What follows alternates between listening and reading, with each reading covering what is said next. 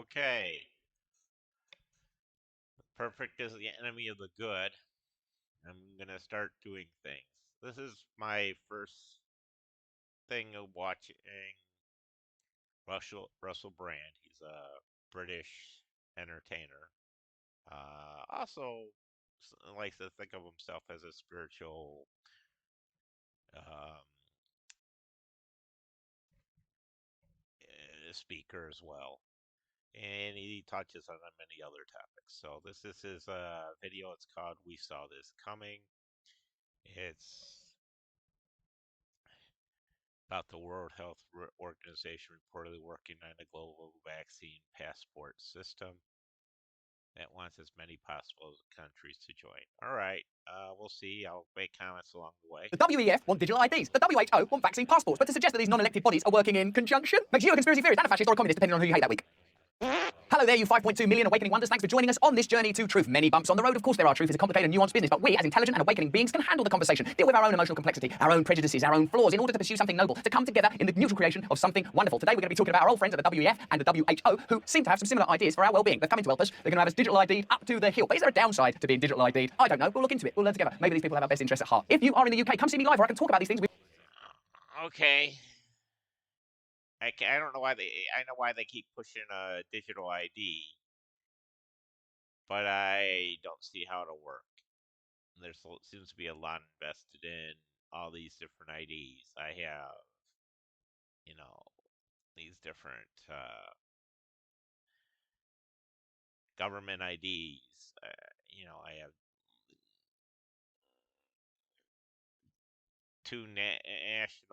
three national government issued IDs, picture IDs that can be used for travel that are accepted, you know, widely, to which are recognized internationally with no questions. I mean, except for maybe is this really you, and then what issue they have. So, anyways, digital ID. We'll see. I like to. I like having the option to choose which IDs I use to cross international boundaries with. But I guess I don't know how you do that with one digital ID. Will they let you pick still? I don't know. you directly, as well as meditate, do breath work. This is a live experience that you'll love. I'm in places like Carlisle, Plymouth, Newcastle, Hull, Bristol, Glasgow, fantastic British cities and towns. You'll have a lovely time. This is a wonderful experience. If you want to come see me, there's a link in the description. I'll see you there. It's fantastic stuff. Now let's get into some bloody news, shall we? The World Health Organization will meet with member states and reps from vaccine certification credentials groups to discuss a global vaccine certification system. Over the last 2 years, vaccine passports have become compulsory for international travel in some countries. However, different regions and countries have different standards when it comes to proof of vaccination, meaning a passport that is verifiable in one country might not be verifiable in the other. So we need some help. Is someone going to step in? Is some centralized, non-elected, dubiously funded body going to step in and save us? The World Health Organization wants to get involved. Oh, thank you. Get involved in pulling it all together under a global system. Who among you doesn't like a global system? Who watching this isn't praying for the day where we can have one centralised government dominated by billionaires and their funds and their foundations? Yeah, then we can get all the guidance we need from the W. Well, I think what it's talking about is the WHO is funded. The second largest funder after the United States is the Bill and Melinda Gates Foundation. So it's kind of amazing the weight that China has, considering that. But anyways, we'll proceed. We have the IMF, the WHO, just in case you don't recognise English sarcasm. That was it then. The WHO says it wants to create a trust framework. We're going to give you a trust framework. And once we got you in the trust framework, you'll have to trust whatever the fuck we tell you. Why are so many bars? Oh, the important thing is a lot of people who don't speak English natively do have a problem understanding English sarcasm. So it was a very hard attempt for me to be humorous and foreign when I was speaking to people who spoke fantastic English. I really I wouldn't be able to tell they were a foreigner because I don't have good ears. I don't know. I mean, they spoke really great English. Or maybe I was just used to people not speaking English so much that if anybody spoke English at all, I thought it was great English. I don't know. Anyways, but yeah, it was never funny. Sarcasm is that's not funny. What does that mean? They don't. So there's a lot of nuances that non-English speakers miss, and even maybe people who aren't as familiar with the local vernacular.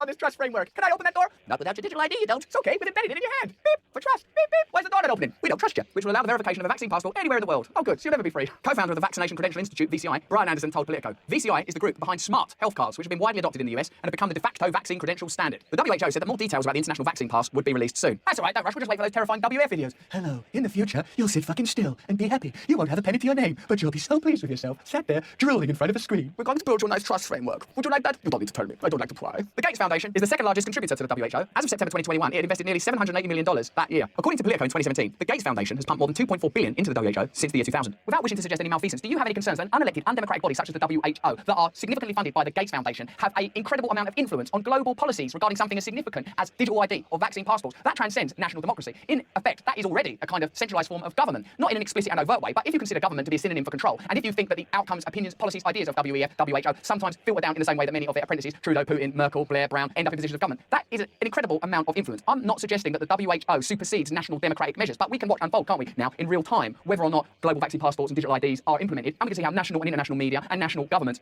handle and convey that matter, knowing all the while, for a fact, that the Gates Foundation is the second largest funder of the WHO, which we can now see is where these policies and ideas originate from. Every government introducing... See, you may wonder why I have to keep stopping this. If I don't keep stopping this, I'm not making a reaction video and I'm just watching a video. So if I make a reaction video, then I have content. I can post the content. Maybe I'll do something with it. Maybe it'll become something more. I don't know. But at least I'm moving in a direction of making content and posting content. Uh, I'll probably get better at it as I go along. But once again, you got to start somewhere. And today is how I'm starting with this. I'll probably do other short videos about things as well. A vaccine certification vows that their use is voluntary and no personal information will be held beyond its necessity. There you go, a vow from the government. Nothing else to worry about, nothing else to think about. When have the government ever gone back on a vow? The governments have been far from unanimous, even on such basics as whether you need to show the pass to enter a bar, much less on how long and by whom our intimate information will be held, owned, or overseen. New York, for one, is not expecting to mothball the technology when COVID wanes. Bought in for COVID, remains after COVID. Bought in for a reason, for a crisis, remains after the crisis. Along with IBM, the designer, state bureaucrats are exploring how the platform could be retrofitted to verify other types of records and credentials, according to Vox. Experience with the Excelsior Pass has accelerated our thinking about digital government, said the architect. You know, and that's the sad thing. All these people complied. They think, the people they like this week really replaced the people that they didn't like last year or whatever. I mean, it's ridiculous. People need to not. People need to think for themselves or not think for themselves. I'm not telling people what they need to do, but I wish people. I see people. This guy Mark Dice. He does his videos, and he went and asked people who is the vice president of the United States. And I realize he only picks the people that are interested, but it was amazing the number of people that just thought it was a ridiculous question to ask them in the United States who the vice president was. They just thought it was a big joke that they had no clue. They have no clue. That's what they said. I mean, they'd stop and talk with them, and they admit they have no clue. I mean, they said, "Oh, I don't want to look stupid and stuff." It's like, oh, you kind of already do. I mean, some people knew. So I don't know if he got a large number of people or what. Uh, but anyways, interesting thing. I mean, I don't know whether or not he whittled it down so he didn't put all the people that stopped and talked to him because, you know, but I have no idea. All right, so I'll continue on. Of the program. I bet it's accelerated it, but we can show you documentation from 2016 that showed that these kind of programs were desired. So it was brought in for COVID, it's remaining after COVID, they're retrofitting how it could be used. Oh yeah, that's convenient, but you didn't have any plans prior to that then. Once biodata are collected and filed, cautioned Hamid Khan of the Stop LAPD Spying Coalition, there's no delete button. Right, so once this thing is implemented, there is no going back. That would suggest to me that at a minimum, there should be some democratic procedure in place to ensure that it's what populations require. Now, you know that probably what would happen is that a state of fear would be generated that's so significant that people would vote, oh, God,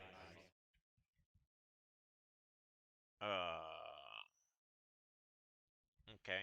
I think that's kind of what's been happening. We need it to help us. Because like it says, initially these things will be introduced voluntarily. But then, oh, now there's a state of emergency, so we've got to keep it. And, oh, we're going to apply it in this way. So without real democracy, which is the thing we're all promised and pledged, that's what we go to war for, right? Because we're a democracy. Well, you saw how quickly, the COVID excuses have been used to punish political opponents in both the United States, Canada, and throughout the world. And you look at way that the United States turned its back on Hong Kong completely.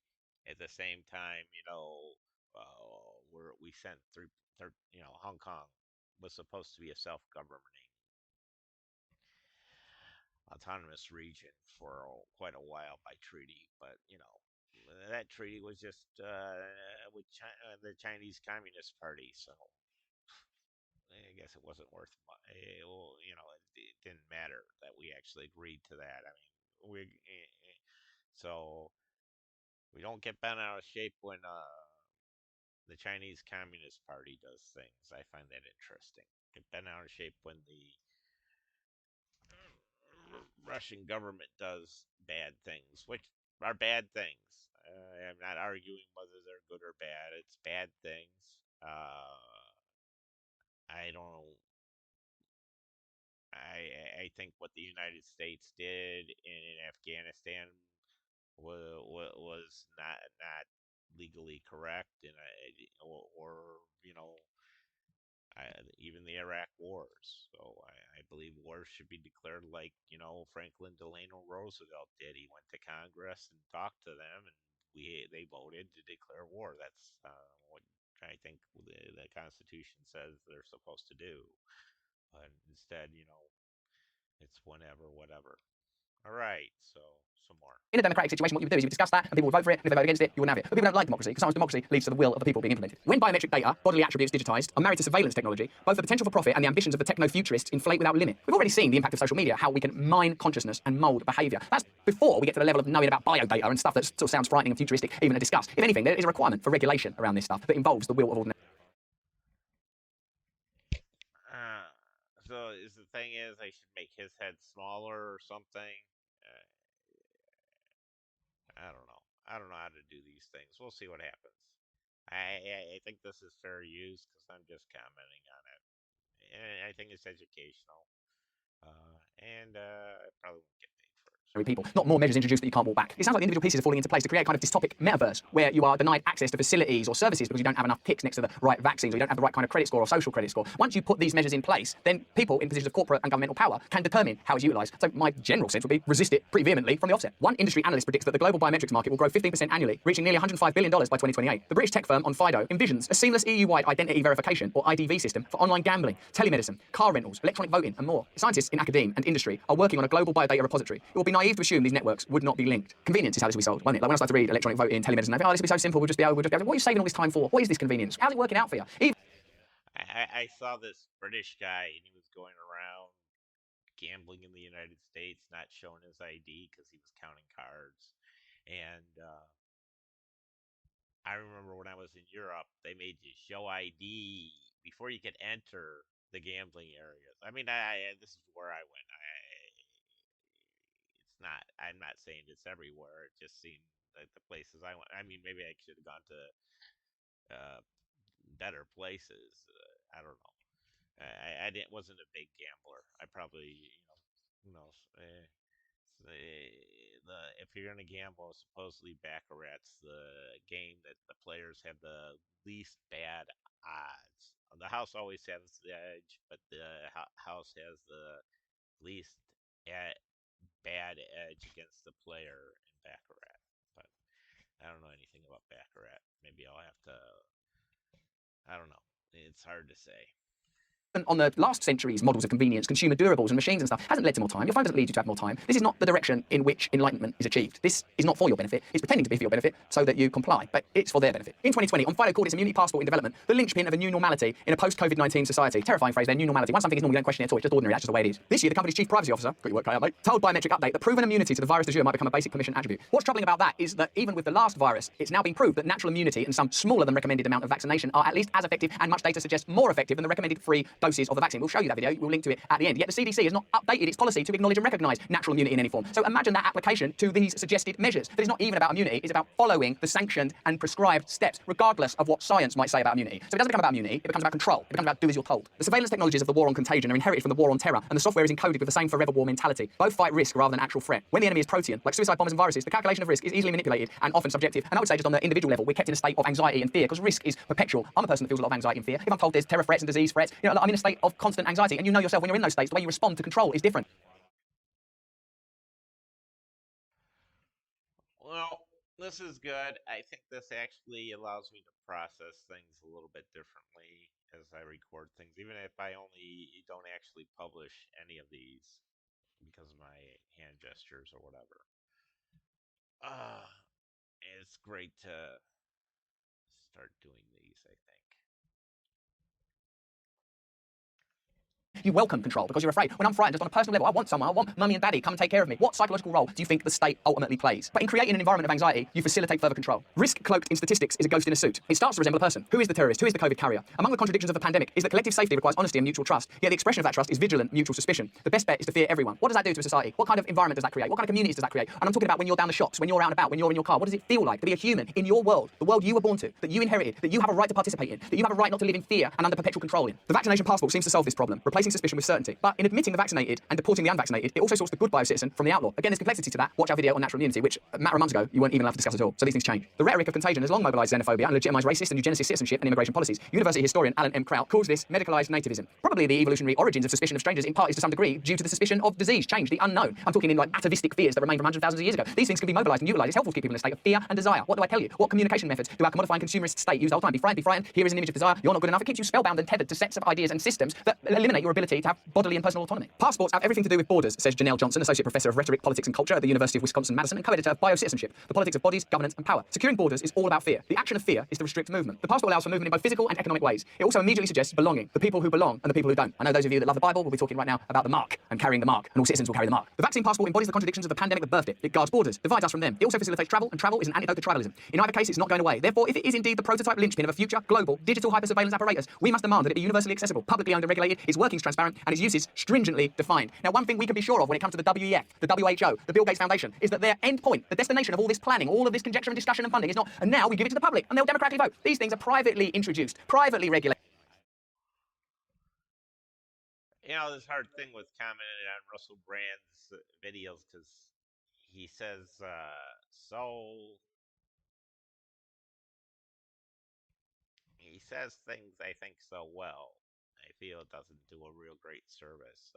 This isn't a substitute for watching Russell Brand. This is just my comments on, you know, Russell Brand, who I seem to agree with on many things, but you know, I'm sure there's things on which I disagree with him. I disagree with my mother on things. I tell people all the time, if you have somebody you agree with all the time, maybe that's great for you. That's fantastic. I'm glad you have that idyllic thing. I never had that happen in my life. So fantastic for you. I think that's awesome.